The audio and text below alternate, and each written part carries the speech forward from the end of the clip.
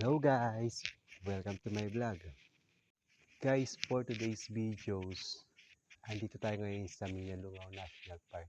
Tara, libo tayo. Hindi pa man nag-uumpisa yung experience natin sa lugar nito. Sobrang pagod na, tsaka hiningal yata ako. Hindi na bago yung pagpunta ko sa lugar nito. Ito na yung pangalawang beses ko nagpunta sa lugar nito. Pero, nung nagpunta ako dito, hindi ako nakakit sa taas kasi sobrang taas nga niya at saka at the same time, nakakangalay sa binti, nakakapagod kaya hindi ako tumuloy sa pag-akyat dito. So ngayon, ito yung pangalawang beses na nakarating tayo dito and try natin makapunta sa pinakatuktok nito kasi yung pinakatuktok nito yung isa sa pinakamaganda na lugar na ipinagmamalaki dito sa Minalungaw. Pagod na, pagod na, nagpapawisan na. Kaya naman this time guys, subukan talaga natin na i-workout na makarating sa taas. Tara, samahan niyo ako.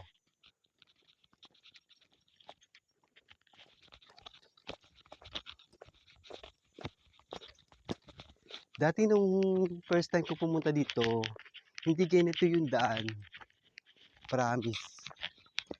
Tsaka minsan, nung time na yon, tamad ako na puntahan din yung taas kasi nga, sobrang masakit sa paa. Masakit sa paa, promise. Sulit yung trekking natin ngayon.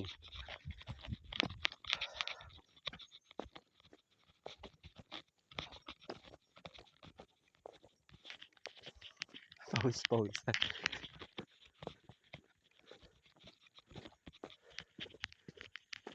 Ganda oh. Yan, nakita niyo yung daanan na yan. Tara, punta tayo doon. Ngayon ako sa inyo ituturong lugar kung saan hanggang dito lang yung inabot nung paglakad ko, ng effort ko nung time na yon. Dito sa lugar na yun, oh, ito siya. Ito, tanda-tanda ako sa lugar na ito, itong rebultong to. Hanggang dito lang yung narating ko. Hindi ko na nakit yung taas kasi tulad nga na sinasabi ko, nakakapagod. Pero hanggang dito lang talaga yung narating ko.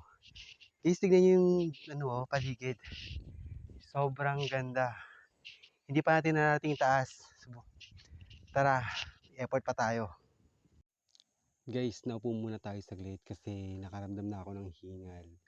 So, medyo pagod na ako. Tapos, ang nakakalungkot, hindi tayo nakapagbaon ng tubig. Tapos, mainit na sa lugar. Kung makikita nyo, ayan, mainit na yan. Kaiba na yung sikat ng araw. Kaya maupo muna tayo. Tara na, tayo na tayo. Medyo malakas na ako, nakabawi na ako ng lakas ulit. Pwede na ako maglakad. Let's go! Konting kembo to lang naman makakarating na tayo sa taas. Ayan. Ayan pa. Hinihingal na. Tara, kayanin na natin makapunta sa taas. Let's go guys. May natatanaw na akong konting pag-asa. Ayun o, nasisipat ko na. Hinihingal ako. Guys, finally. Nakarating na tayo dito sa taas. Tingnan nyo, ang ganda. Kiso. Ayan o. Diba ang ganda? First time natin makakit dito after how many years ng unang beses na nakapunta ako sa lugar nito. Ngayon ko lang nakita itong taas nito. Maganda pala.